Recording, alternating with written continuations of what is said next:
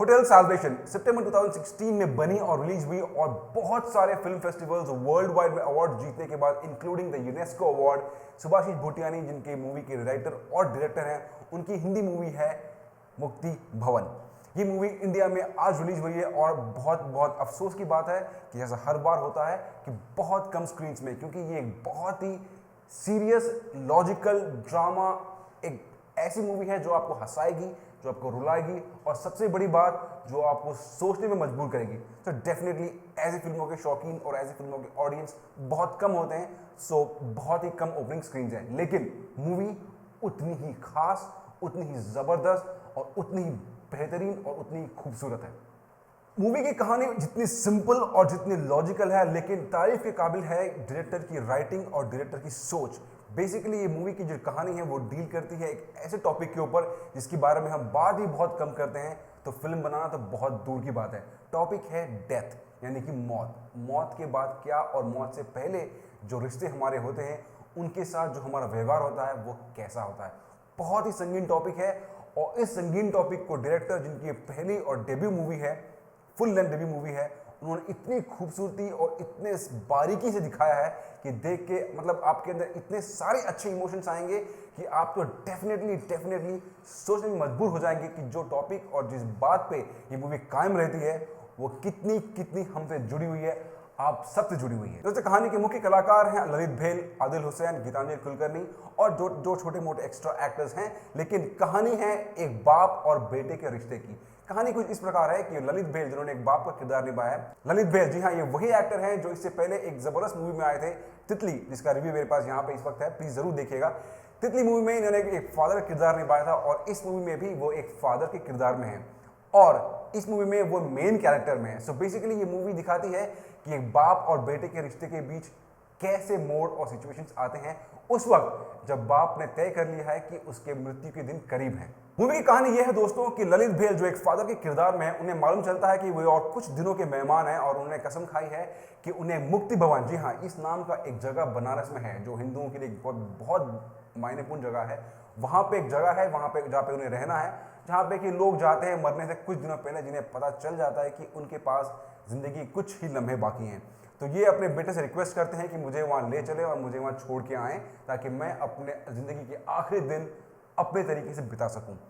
अब जो बेटा है जो fantastically played by Adil Hussain, उन्हें वो भी एक इस तरह के मोड़ पे है कि वो भी एक अपनी ज़िंदगी मॉडर्न लाइफ में जी रहे हैं, उनकी शादी हो चुकी है, उनके बच्चे भी हैं, उनकी बीवी है और उन्हें अपने बाप का आखिरी फर्ज या आखिरी कर्तव्य भी निभाना है। अब ये बीच में जो जिस तरह के मोड़ आते हैं, कैसे एक आदमी जो सोसाइटी में रह रहा है वो एक मॉडर्न सोसाइटी में रहने के बावजूद भी है तो मिडिल क्लास, लेकिन मॉडर्न मेंटालिटी के बावजूद भी कैसे अपने बाप की ख्वाहिशों को पूरा करे, कैसे अपने आप को झंझोड़े, क्योंकि वो एक बाप भी है, वो एक बेटा भी है, वो एक पति भी है। तो उन सारी चीज़ों को लेके कैसे एक आम आदमी चलता है, लेकिन साथ में कैसे वो दुखी भी होता है, वो रोता भी है, इन सब चीज़ों को साथ में रिलीजन के एस्पेक्ट्स हल्का सा जोड़ के बहुत ही खूबसूरती से इस मूवी में दिखाया गया है। प्लस पॉइंट्स इस मूवी में बहुत सारे प्लस पॉइंट्स हैं। The first and foremost is the script और जो उनका स्क्रीन प्ले है। Second would be the performances, जैसे मैंने आपसे कहा ललित भेल और आदिल हुसैन ये दोनों अपने मूवी को साथ में लेके चलते हैं और जिस तरह का टॉप क्वालिटी परफॉर्मेंस दिया है एक बेटे का और एक बाप का, एकदम काबिल तारीफ है।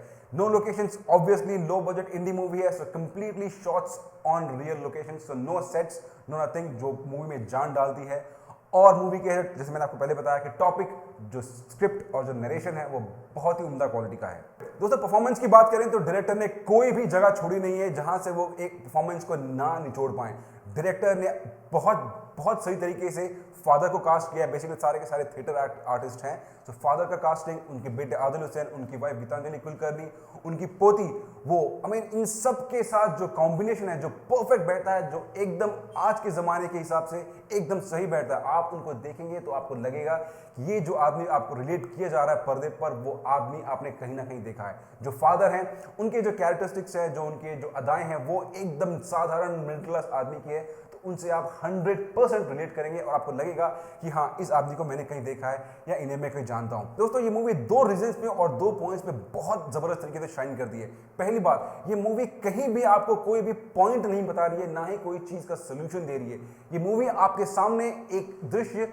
या फिर एक ऐसा सीन रखती है जिससे कि हम सब वाकिफ हैं, यानी कि है मौत, यानी कि डेथ। इसके बीच में कैसे एक बाप और बेटा कैसे अपने आप को खोते हैं, कैसे अपने आप को पाते हैं। जो आदिल हुसैन जिन्होंने अपने बेटे का किरदार निभाया है वो कहीं कहीं जगह पे बहुत ही क्रिटिकल है, कहीं कहीं आपको लगेगा कि ये बहुत सही है, कहीं कहीं आप वो रोते हैं और कहीं कहीं आप उनके साथ रोएंगे। सो बेसिकली वो अपनी जगह सही है, वो एक कश्म है, वो एक जिंदगी के दौर पे है जहां उसके साथ बीवी है, बच्चे हैं और उन्हें अपने पिताजी के साथ भी जाना है, अपने जॉब के साथ भी छोड़ना है, अपना जॉब भी करते रहना है, लेकिन अपने पिता का काम भी निभाना है। सो बेसिकली ये वो सारी चीजें हैं जो आज की सोसाइटी में आज का मिडिल क्लास आदमी और आज का काम करने वाला आदमी किस तरह से फंसा हुआ है, उन चीजों को आपके सामने साफ रखा गया है। ये कोई भी पॉइंट प्रूव नहीं करती है और इस मामले में डायरेक्टर और उनकी पूरी की पूरी आर्टिस्टिक टीम ने परफेक्ट कॉम्बिनेशन के साथ परफेक्ट काम किया है जो एकदम सही तरीके से स्क्रीन पर नजर आता है। इस मूवी के पात्रों को बनारस में जो जगह है मुक्ति भवन वहां दिखाई है, लेकिन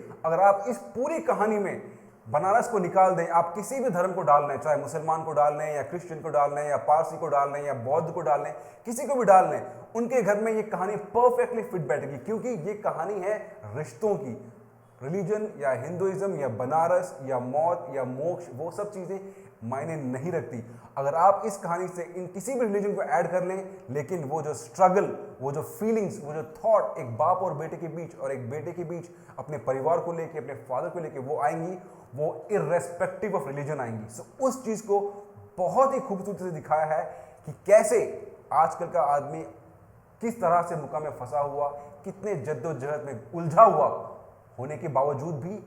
अपने सारे काम कर सकता है या किया जाता है या कैसे अपनी जिंदगी को समझता है। और डायरेक्टर ने बहुत ही खूबसूरती से ये भी दिखाया है कि कैसे रिलीजन के नाम पे हमारे देश में यार और हर जगह बेसिकली कैसे धंधा हो रहा है या कैसे हो रहा है। बेसिकली ये पॉइंट्स उनके मेन पॉइंट्स नहीं है, वो ये तो सिर्फ छोटी मोटी चीजें हैं जो साथ में चलती रहती हैं। सो ओवरऑल दोस्तों डायरेक्टर ने बहुत ही संगीन, बहुत ही खूबसूरत टॉपिक उठाया है, उसके साथ साथ जबरदस्त परफॉर्मेंस के साथ ये फिल्म बनाई है। तो मैं आपसे रिक्वेस्ट करूंगा जब भी मौका मिले आप ये फिल्म जरूर देखें, बिकॉज ये फिल्म आपको हर फ्रेम में हंसाएगी, रुलाएगी और सबसे बड़ी बात आपको सोचने पे मजबूर जरूर करेगी। फिल्म चलने के बहुत देर तक बाद भी आप इस बात को सोचते रहेंगे कि जिंदगी में हम जिन चीज़ों को लेके चलते हैं और जिन चीज़ों के साथ हम गुजरते हैं वो चीज़ें हमारे लिए कितने मायने रखती हैं, रिश्ते हमारे लिए कितने मायने रखते हैं और ज़िंदगी हमें क्या कुछ सिखा सकती है आखिरी पलों तक। तो इस मूवी को ज़रूर देखें, मिस ना करें। बहुत ही खूबसूरत मूवी है। बहुत दिनों बाद मुझे बहुत खुशी हो रही है इस मूवी का रिव्यू करते हुए कि ऐसी मूवीज आई है, बशर्ते बहुत कम जगह पे आई हो। लेकिन प्लीज़ जब भी मौका मिले, जहां मौका मिले, DTH, ब्लू-रे और वेरेवर वीडियो ऑन डिमांड, इस मूवी को ज़रूर और ज़रूर देखें। आप बिल्कुल निराश नहीं होंगे।